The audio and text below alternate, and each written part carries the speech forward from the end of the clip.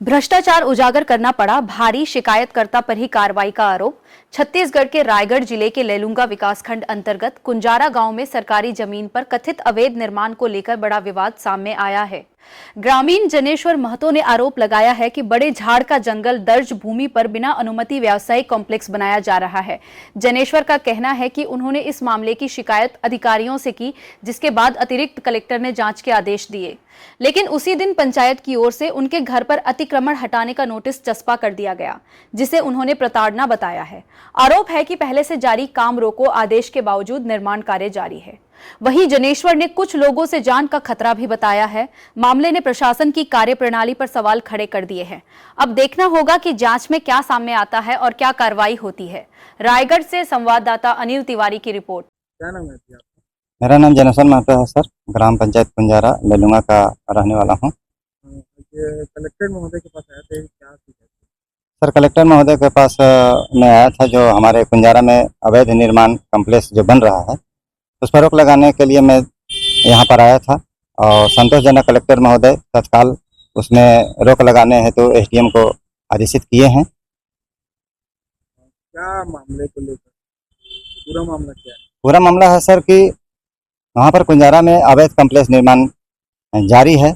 स्थगन तहसीलदार के द्वारा किया गया था, लेकिन तहसीलदार महोदय का स्थगन का कोई मतलब नहीं, कागज का टुकड़ा रह गया और उसमें तहसीलदार महोदय के मिलीभगत से ही हमको लगता है, संभावना है कि कॉम्प्लेक्स निर्माण का कार्य जारी है। एडीएम साहब के आदेश को भी पालन नहीं कर रहे हैं। वो कौन सी जमीन है वो बड़े झाड़ की जंगल 243/1 है सर। आपकी शिकायत की तो आपके पीएम हाउस पर भी हो जाती? जी सर, इसमें जब मैं इस संघर्ष को जारी रखा, लड़ाई रखा, जब शासकीय भूमि का जो सच्चाई लड़ाई लड़ने लगा, उसके रंजिश के कारण तहसीलदार महोदय और सरपंच पति और सचिव के मिलीभगत से हमारे पीएम आवास पर स्थगन आदेश जारी कर दिए। बिना जानकारी के, बिना कोई जांच प्रतिवेदन के, किसी तरह का उसमें जांच प्रतिवेदन पटवारी से नहीं मंगाया गया है और एकाएक उसने कल के डेट में स्थगन आदेश जारी कर दिए हैं। इस तरह का मेरे को जानकारी मिला। मेरी पत्नी थी, पत्नी भी को भी ज़्यादा प्रताड़ित महसूस हुआ वहाँ पर, जो कि हम लोग पूरे परिवार सहित आज 25 साल से उस मकान में हम लोग रह रहे हैं, जो प्रधानमंत्री आवास पंचायत के द्वारा पास किया जाता है, विधिवत होता है। उसमें 2 किस्त भी निकल चुका है, 40,000 और 55,000। टॉप लेवल में मकान पहुंच गया है। मैं पुराना मकान, जो आधा मकान को तोड़कर उसमें टॉप लेवल पहुंचाया हूं, ढलाई बाकी है। आधी मकान में हम लोग पूरा परिवार सही निवासरत हैं। उसमें जो स्वास्थ्य केंद्र का जो हवाला दिया गया है कि स्वास्थ्य केंद्र का जमीन है, वो सरकारी जमीन है सर, सरकारी जमीन है। वो स्वास्थ्य केंद्र का ना ही पट्टा है, ना ही B1 खसरा नक्शा उसमें किसी तरह का अटैच किया गया है। तो स्वास्थ्य केंद्र कहाँ बना है, किस प्लॉट में बना है, उसका किसी तरह का B1 खसरा नक्शा उसमें संलग्न नहीं है।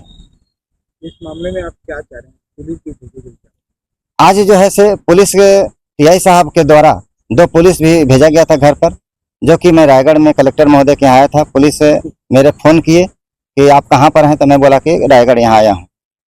फिर टीआई साहब के पास फ़ोन लगाया तो बोले कि नहीं, तहसीलदार साहब फ़ोन किए थे कि तत्काल उस पर निर्माण कार्य रोका जाए। तो मैं टीआई साहब को बोला कि सर 1.5 माह पहले काम बंद है, अभी काम जारी नहीं है और अगला अगर किस्त डलाएगा तब हम निर्माण कार्य शुरू करेंगे, अभी निर्माण कार्य शुरू नहीं करेंगे। अभी आप क्या चाह रहे हैं?